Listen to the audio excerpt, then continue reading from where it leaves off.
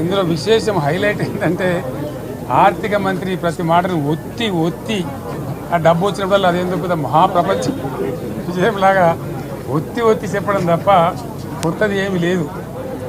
ఒత్తి పలుకులు పలకడం తప్ప కొత్తగా చెప్పింది ఏమీ లేదు. ఏ ఒక కొత్త సంక్షేమ పథకం కానీ ఏది కూడా లేదు.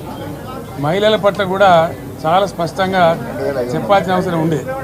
కానీ వాళ్ళు మేము 1,00,000 కోట్లు ఇస్తాం అన్ని రుణాలు, ఆ రుణాలు వీలేదో ఇస్తున్నట్టుగా ఆల్రెడీ ఉన్న స్కీమే, నథింగ్ న్యూ అబౌట్ ఇట్, ఏమి లేదు. వెరసి ఇష్యూ యాజ్ ఏ హోల్. దురదృష్టం ఏంటంటే, చాలా బ్యాడ్ లక్ ఏంటంటే, మేము కూడా ప్రభుత్వం ఏర్పడిన తర్వాత కనీసం ఒక 6 మాసాల సమయం వాళ్ళకి ఇవ్వాలని మేము అనుకున్నాం. నేను కూడా శాసనసభకు పెద్దగా రాలేదు. కానీ ఈరోజు బడ్జెట్ చూస్తే ఏ ఒక్క పాలసీ ఫార్ములేషన్ జరగలేదు.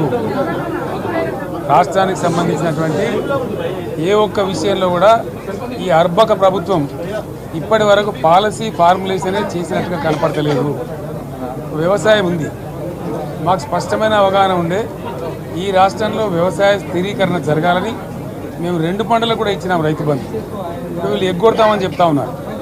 మేమేదో రైతులకు ఇచ్చిన డబ్బును దాన్ని పాడు చేసినాము, చెడగొట్టినాము, దుర్వినియోగం చేసామన్న పద్ధతిలో దురదృష్టకరమైన వ్యాఖ్యలు చేస్తూ ఉన్నారు.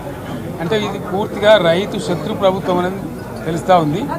ధాన్యం కొనుగోలు చేయలేదు, విద్యుత్ సరఫరా చేయడం లేదు, నీళ్లు సరఫరా చేయడం లేదు, చాలా ఇబ్బందులు పెడతా ఉన్నారు.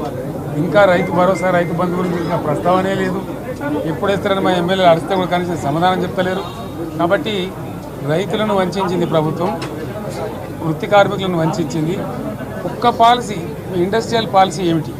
ఏమి లేదు. బట్ గ్యాస్ ట్రాష్ పంచరంగ ఈస్మాన్ కలర్ లాగా చెప్పడం తప్ప, స్టోరీ టెల్లింగ్ లాగా ఉన్నది తప్ప బడ్జెట్ చెప్పినట్టు లేదు.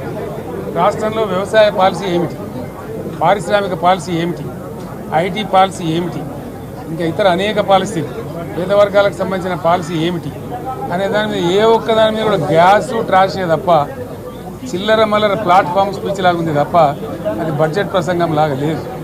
రాజకీయ సభలలో చెప్పినట్టు ఉంది తప్ప ఏ ఒక్క పాలసీని కూడా నిర్దిష్టంగా ఈ పనిని మేము ఎట్లా సాధిస్తాం, మా గోల్స్ ఇవి, మా టార్గెట్స్ ఇవి అనే పద్ధతి కానీ పద్దు కానీ లేదు.